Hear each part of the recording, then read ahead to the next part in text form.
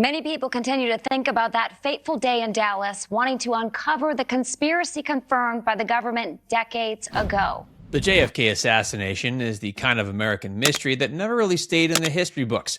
It lives in grainy film, whispered theories, government files, and that uncomfortable question people have been asking since 1963. What did the intelligence agencies know about Lee Harvey Oswald before Dallas?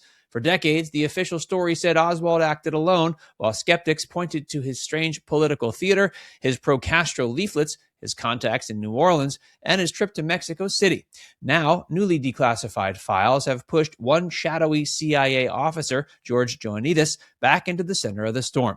Before we start, drop a comment and tell us what you think. Was Oswald truly a lone operator, or was he being watched, used, or quietly steered by forces around him?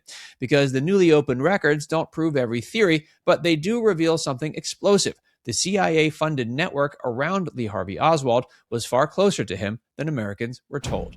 The Oswald Problem. Tonight we have with us a representative of probably the most controversial organization connected with Cuba in this country. The organization, the Fair Play for Cuba Committee.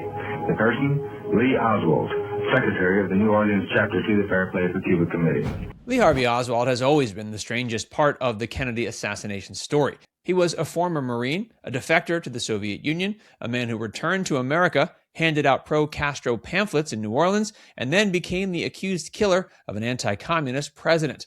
On paper, he looked like a walking Cold War contradiction. That's why his public activity in 1963 matters so much. Oswald was not just sitting quietly in a room with a rifle. He was performing politics in public. He was passing out Fair Play for Cuba Committee literature, getting into arguments, drawing police attention, and ending up in the local media. The new controversy centers around who else was watching that performance.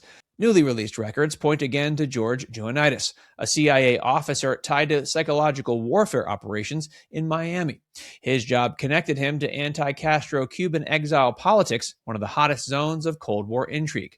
That doesn't mean a file has appeared showing the CIA handed Oswald a paycheck. The sharper point is that the CIA funded and directed a group that clashed with Oswald before the assassination, then helped shape the public image of him afterward. That's where the story gets uncomfortable. The DRE Connection. Is he one of us? Is Oswald, has he been an agent of the CIA? That's a question some blogger in Tulsa would ask and be laughed at. But this is the director of the CIA, and you know there was no answer. They didn't redact it. They just didn't include it. The group at the center of this is the Cuban Student Directorate, often called the DRE.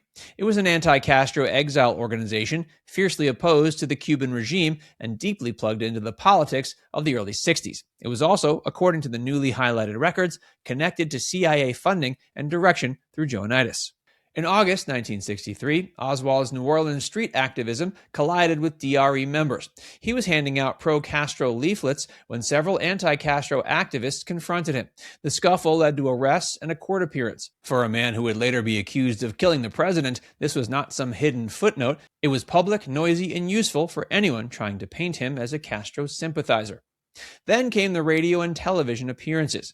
Oswald debated anti-Castro activists on local media, which gave his pro-Castro identity even more oxygen. This made him visible in a very specific way. He was no longer just a private crank. He became a convenient public character in the Cuban drama. After Kennedy was shot, that image mattered. The DRE quickly pushed the idea that Oswald was a pro-Castro communist. Newspapers picked up the angle. In the panic after Dallas, when everyone wanted to know who Oswald was and what his motive might have been, this framing moved fast. Howard Gebler. Why would the CIA lie about Agent Howard ever even existing, or lie about the fact that Lee Harvey Oswald was in fact on their radar and communicating with this Agent Howard? We don't know that he was communicating with Howard, but I mean, the question is, was Joannides interested in Oswald for some propaganda purpose and didn't understand that Oswald posed a threat to the president? Or was Joannides and other CIA officers manipulating Oswald to take the blame for the assassination, which he denied participating in? So what these documents do is they open up that question. We don't have an answer to that question. One of the biggest names in the new records is not actually George Joannides. It's Howard Gebler. That was reportedly the alias linked to Joannides, and the newly surfaced paperwork has made that alias much harder to dismiss.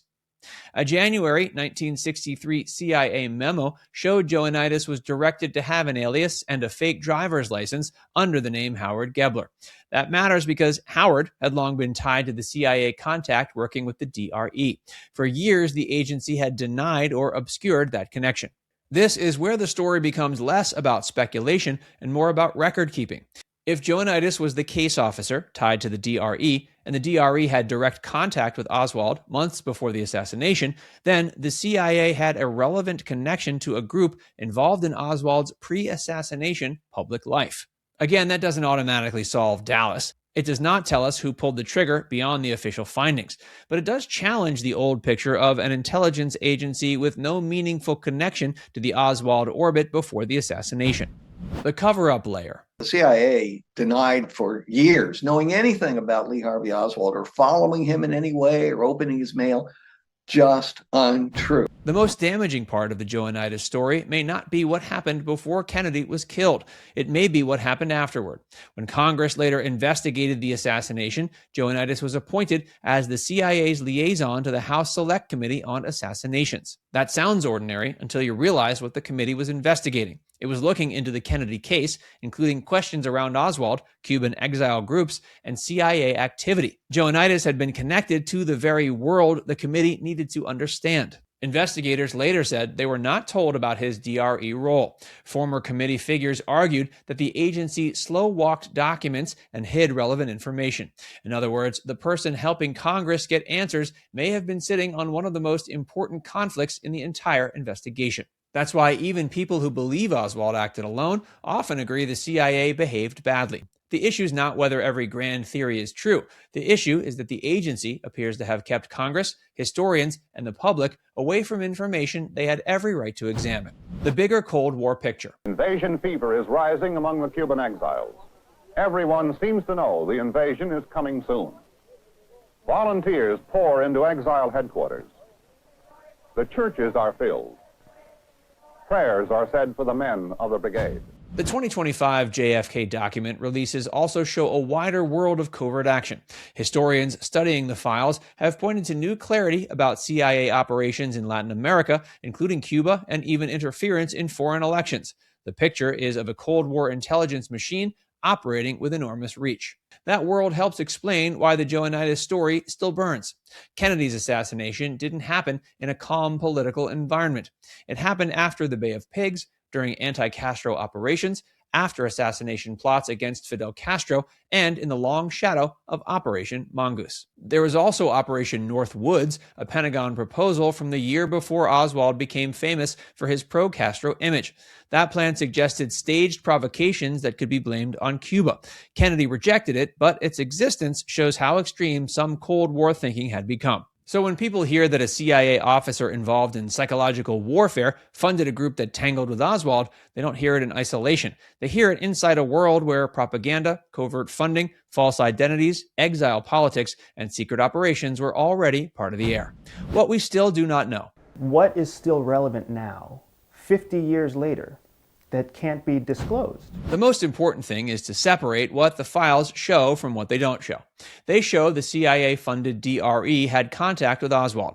They show Joannides' role was more important than the agency admitted. They show the CIA concealed or denied key pieces of that relationship for decades. They do not prove that Joannides ordered anyone to kill Kennedy. They don't prove Oswald was a CIA employee. They don't erase the Warren Commission's conclusion by themselves. Anyone claiming the documents fully solve the assassination is running ahead of the evidence. But the records do make one thing harder to defend: the idea that the CIA had nothing important to hide. If the agency's connection to DRE was innocent, why bury it for so long? If Joannides' role was irrelevant, why was it not plainly disclosed to investigators? That's the dark little engine that keeps the JFK case running. Every time a new file opens, it may not prove the biggest theory, but it often proves the public was not told the whole story. Now it's time to hear from you. Do you think these declassified JFK files point to a real intelligence cover-up around Lee Harvey Oswald? Or do they only show the CIA hiding embarrassed Cold War operations after the fact? Let us know in the comments section below.